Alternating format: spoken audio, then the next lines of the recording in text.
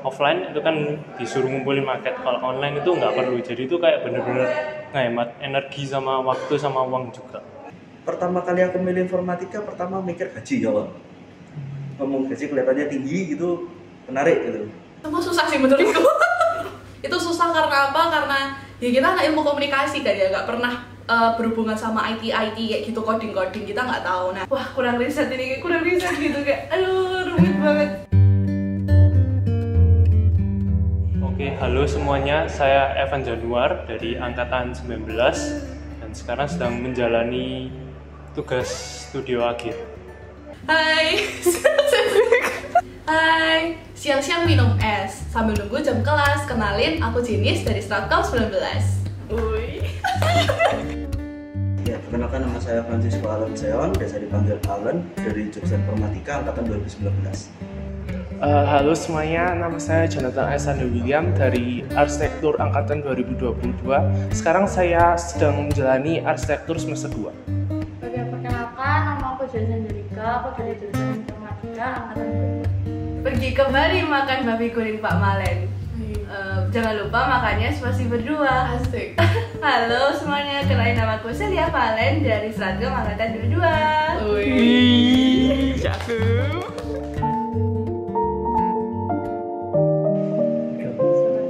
Kalau bener kan memang aku sempat ngalami antara online sama onsite juga. Di waktu semester 1 itu kan kita hadapi onsite, ya gak ada expect kalau bakal jadi online juga gitu. Nah, kalau ngomong perbedaan yang paling signifikan itu bagaimana mahasiswa bisa nyerap materi waktu pembelajaran. Kalau misalnya waktu onsite itu kan memang kalau kita mau dikasihkan praktek-praktek langsung itu bisa langsung tunjukkan. Nah, tapi kalau misalnya waktu online itu ya dosen itu bisa lebih kreatif untuk bisa memberikan hasilnya. Nah, selain itu kan kita online kan dosen itu nggak bisa lihat langsung. Jadi kadang kalau beberapa temanku itu ada yang mungkin online-nya itu dari mobil, ada yang mungkin dari kafe, atau bahkan yang dari kasur pun juga ada gitu. Itu juga lumayan efek juga, apalagi nanti kalau waktu kerja kelompok itu dosennya yang jelaskannya mungkin agak kurang atau mungkin mahasiswanya yang kurang siap gitu, agak susah juga kan. Itu paling kelihatan sih memang kalau untuk perkuliahan.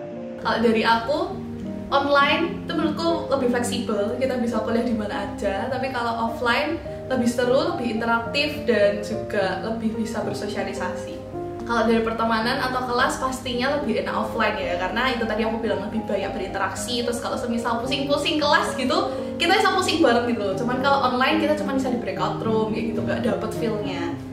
Kalau perubahan yang paling jelas itu dari jadwal sehari-hari.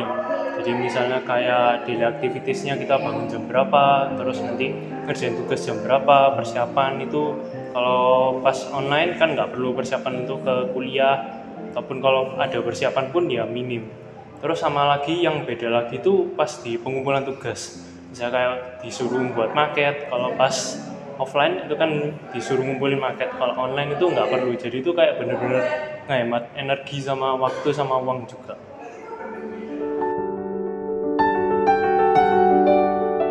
Sama susah sih menurutku.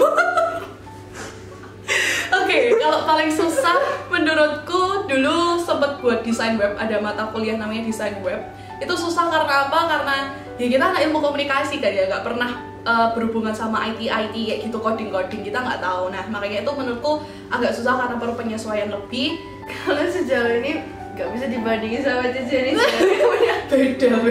Aku udah 8 semester. Tapi udah dengar sih kalau misalnya soal desain web juga di semester 3 kayak dikasih wejangan gitu sama kakak tingkat kayak ngomong cari kelompok yang enak, cari kelompok yang benar-benar kerja semua gitu. Kalau enggak pasti kan susah gitu loh kan, itu benar-benar harus sampai 1 semester ya, 1 semester itu terus gitu. Betul.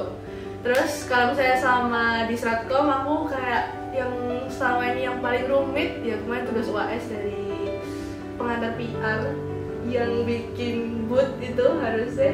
Kalau misalnya offline waktu itu kayak bikin booth, jadi kita kayak representatif dari satu brand. Waktu itu aku ngambil brand McD, jadi kayak kita kayak ada kayak semacam exhibition gitu, expo satu kelas ini lab PR tuh dipakai buat kita buka booth, terus kita nyusun, terus ada dekor-dekornya juga, terus di situ kita presentasi di video kayak bener-bener kayak presenter gitu. Dan nggak boleh baca, terlalu banyak baca, nggak ada PPT juga, jadi bener-bener kayak elaborasi apa yang kamu tahu gitu. Terus kayak bener-bener kena pressure kan di situ. Terus kayak gimana ya, susah banget kayak misalnya sesuatu yang kita lihat itu kayak kelihatannya gampang gitu, tapi ya waktu kita jalanin ternyata susah gitu. Waktu aku jalanin jadi seorang representatif dari brand, kayak kita harus benar-benar tahu brand kita apa. Waktu itu kayak aku bingung kan, kalau ditanyain kamu misalnya, ini pemimpinnya siapa ya atau apa, kayak misalnya tentang susunan itu kayak wah kurang riset ini, kayak kurang riset gitu, kayak aduh rumit banget. Kayak padahal kita udah benar-benar prepare tuh dari sebulan sebelumnya, kayak dari konsep dekor apa-apa, tapi ya wis lah gitu. Overall lancar WSC dan puji Tuhan nilai bagus gitu. Kalau ngomong tugas susah ya ngomong skripsi. Sekarang posisiku juga lagi skripsi. Ya memang karena beberapa kan juga kebetulan aku juga dapat proyek dari dosen. Kayak apa caranya aku bisa melihat dari kebutuhan saat ini untuk diterapkan sebuah metode. Nah, untuk sekarang ya aku lagi coba-coba metodenya, jadi ya masih aku sambil progress report juga gitu. Oke, kalau dari aku sendiri, tugas tersulit waktu itu ada di semester 1, itu di proyek KA, itu menurutku susah banget, apalagi buat nilai UAS kan, jadi kayak aku harus try hard buat dapetin nilai bagus supaya KA aku juga lulus, gak ngulang gitu. Dari kamu dulu mungkin? Kalau aku sih mungkin tugas yang paling susah itu tugas merancang 2 yang pertama itu ya, yang hunian 1 lantai. Soalnya kayak itu merupakan satu konsep yang baru. Soalnya kita kan dari semester 1 itu kita juga kayak dilatih cuma kayak warna-warna gitu. Jadi kayak belum sampai bangunannya. Tapi kalau yang semester 2 ini kita langsung lompat ke bentuk bangunannya langsung. Jadi mungkin kayak agak kaget gitu aja sih. Gitu. Kalau dari aku sih tugas paling susah itu yang pas semester 1 disuruh buat yang nama tugasnya itu patra. Jadi disuruh buat pattern tapi nanti dilukis pakai cat akrilik. Itu paling susah sih menurutku. Tugas termudah. Oh itu disuruh buat kios kira-kira ukurannya 15 meter persegi. Itu paling gampang sih menurutku.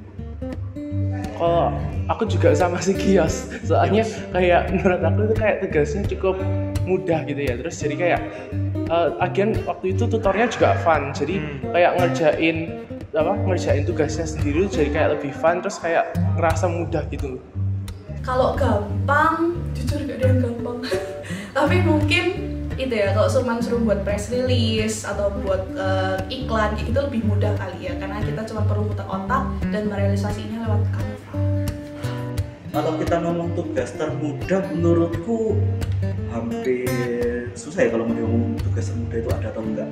Sebenarnya kalau mungkin di posisiku sekarang ngomong oke, tugas-tugas sebelumnya bisa dikatakan mudah. Cuma mungkin kalau posisiku pada saat itu aku ngomong tugas itu sulit. Jadi aku bisa ngomong tugas ini mudah bisa. Kalau aku merasa tugas mudah kok kayak kesannya meremehkan gitu kan juga bisa. Kalau tugas termudah jujur sampai sekarang aku masih belum dibilang mudah ya enggak gitu. Aku tetap harus berusaha semampuku sendiri, tetap try hard juga. Jadi kalau dibilang mudah nggak ada sih, tetap sulit sih. Gitu. Mungkin dari kamu dulu. Kalau aku sendiri kan dari dulu aku tuh kayak sukanya tuh gambar, terus sama suka kayak buat bangunan gitu, kayak lihat bangunan itu kayak unik. Terus gimana sih caranya buat bangunan? Jadi kayak pengen tahu gitu rasanya cara membuat bangunan, desainnya. Jadi kayak sampai akhir SMA itu kayak wah pasti nih aku kayaknya masuk arsitek gitu sih. Kalau aku juga ngeliat dari masa SMA ya, masa SMA itu aku suka kayak fisika, tapi kalau disuruh masuk teknik sipil juga rasanya kayak terlalu berlebihan fokus ke tekniknya. Jadi kayak nyari jurusan yang antara fisika sama jurusan yang mengarah ke seni. Jadi kayak ada balance antara keduanya, jatuhnya di arsitektur salah satunya. Jadi alasan kenapa aku tuh masuk Ilkom, karena aku jujur nggak suka belajar yang akademik kayak gitu kan. Nah orang-orang ngomong kalau semisal masuk Ilkom tuh nggak ada ngitung-ngitung, pokoknya cuma udah ngomong kayak gitu kan. Nah aku juga tipe yang suka ngomong kayak gitu, suka bersosialisasi, ngomong di depan umum. Akhirnya aku masuklah ke Ilkom, tapi ternyata tidak semudah itu guys. Tidak semudah itu ya. Iya. Jujur waktu masuk Ilkom aku gak punya ekspektasi apa-apa. Aku tidak berekspektasi ketika masuk Ilkom. Yang aku tahu cuman gak susah aja sih. Dan apakah tercapai tujuannya? mungkin kalau ngasah aku untuk menjadi pribadi yang lebih pede lagi, terus habis itu cara bagaimana berkomunikasi dengan baik di depan umum, itu semua tercapai sih, karena itu benar-benar yang diajarin dan skill yang memang harus dipunyai seorang public relation. Karena kan aku di sini Ilkom penjurusannya strategy communication gitu ya, berhubungan sama PR. Nah itu menurutku tercapai banget, karena apalagi kalau kamu offline ya, harusnya tuh banyak praktek gitu. Aku online aja juga prakteknya lumayan banyak meskipun di depan kamera gitu kan ya. Tapi I think itu memang benar-benar ngasah kita untuk menjadi lebih pede dan bagaimana kita handle krisis sih. Nah itu, seorang PR kan memang harus menghandle suatu krisis perusahaan kan. Kita diajarin tips-tipsnya. Menurutku tercapai sih, meskipun awalnya aku tidak punya bayangan apa-apa gitu masuk Ilkom. Mengalami perkembangan lah, nggak ngerasa salah jurusan banget kok. Tapi awalnya ngerasa salah jurusan. Awalnya masuk Ilkomnya nggak salah, masuk penjurusannya yang aku ngerasa salah. Cuman aku tetap menjalaninya dengan sukacita. Sukacita guys. sama tuh jenis kayak meskipun baru semester 2 tapi kayak waktu itu aku masuk awal kan aku dulunya IPA tuh sih. Kayak aku tuh masuk di sini tuh lumayan melawan banyak perkataan orang yang bilang kok emang banget kamu saya masuk IPA masuk IKOM gitu kan. Cuman kayak kamu saya dibayangin selama perjalanan 4 tahun kuliah kayak ini satu-satunya jurusan yang bakal aku betah gitu. Jalanin sampai 4 tahun yang mungkin ya kita nggak punya bayangan sama kurikulum itu bakal belajar apa aja, tapi kayak mungkin setidaknya kalau saya nggak bisa dapat apapun dari sini, aku bisa mengembangkan skillku, interpersonal skill, mungkin kayak panitiaan dan lain-lain kan pasti kepake gitu loh, namanya komunikasi gitu kan. Dan puji Tuhannya sampai sekarang dengan apa ya beberapa banyak meskipun masih teori-teori ya, tapi kayak aku merasa kalau misalnya teori ini tuh kalau misalnya nggak didapat sama mahasiswa kayak apa ya eman gitu, maksudnya kayak ini benar-benar dasar yang mungkin semua orang butuh, kayak misalnya tentang suatu brand, pasti suatu saat kita bakal kerja sama perusahaan atau mungkin kita mendirikan suatu usaha. Kalau misalnya kita nggak tahu kayak dasar-dasar cara ngelola manajerial gimana, atau mungkin kayak sepenting itu loh kita tahu tentang target kita siapa, kayak ya itu lumayan loh gitu dipakai guys gitu. Jadi ya menurutku sangat berguna loh. Betul. Mengapa memilih prodi ini? Jujur awal waktu SMA nggak sempat kepikiran untuk masuk informatika awal. Baru menentukan mau masuk informatika tuh mungkin antara 3 bulan baru buka pendaftaran, itu baru mungkin mikir-mikir nyari-nyari informatika mungkin lebih pas gitu. Awal mungkin pertama kali aku milih informatika, pertama mikir gaji awal. Ngomong gaji kelihatannya tinggi gitu, menarik gitu. Cuma waktu aku udah masuk kuliah, aku mulai merasa kayak oke, apa yang gue jalani ini kan memang cocok dengan diriku. Dan mungkin aku sekarang pandanganku bukan ke arah sana sebenarnya. Jadi ya menurutku aku enjoy di program studi ini. Bahkan ya kebetulan tipku juga kemarin waktu itu research. Jadi memang fokusku lebih ke arah penelitian. Memang aku ingin dalami mengenai informatika, terutama AI. Jadi ya mungkin ya bukan tujuan sudah tercapai sih, tapi sudah menjalani lah. Oke, kalau aku sendiri kan aku awalnya itu jujur aku mau masuk DKV gitu, tapi sama orang tua itu gak dibolehin, kayak gak dikasih izin lah buat aku bisa masuk DKV. Terus aku pikir kan kayak waduh kuliah apa ya gitu. Terus mama itu ngasih saran waktu itu sempet ke aku kayak gimana kalau kamu kayak akuntansi atau manajemen bisnis gitu. Aku nggak mau, soalnya kayak itu bukan bakat aku gitu, bukan yang aku suka gitu. Soalnya aku mikir kalau kita kuliah itu harus dari hati kita gitu, harus apa yang kita mau gitu. Karena kalau enggak kita nggak bisa jalaninnya tuh kayak dengan ikhlas, nggak bisa apa ya dengan nyaman lah istilahnya tuh gitu. Ya, kayaknya akhirnya tuh sama kayak pokoknya juga aku masih mikir kayak kuliah apa ya. Akhirnya waktu mau buka pendaftaran cari-cari, terus mama juga ngasih saran kayak gimana kalau informatika gitu, IT kan kamu juga nanti semakin bertambahnya tahun gitu kan, IT kan semakin dipakai, perkembangannya semakin luas gitu.